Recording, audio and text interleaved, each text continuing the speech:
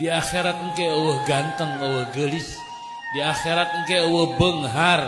Di akhirat engke eueuh anak kiai, eueuh anak ulama. Di akhirat engke eueuh alim. Di akhirat engke eueuh nu beunghar. Di akhirat engke eueuh nu gagah. Eueuh di hadapan Allah, eueuh. Dengikeun ku sararea di mana maneh teh yang hareup ka Allah Subhanahu wa taala.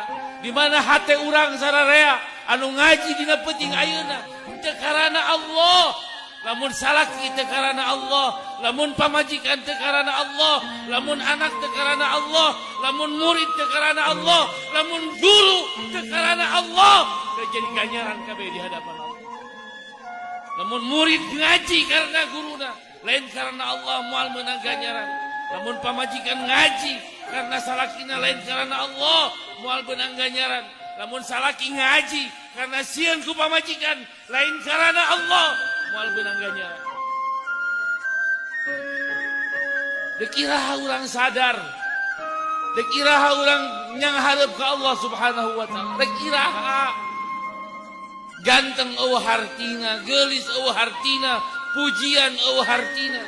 Imam Ali radhiyallahu taala anhu ngadawuhkeun, awwaluhu nutfah wa akhiruhu jifah. Manusia teh mimitina cai mani. Hai manusia, dengikeun sia teh cimani.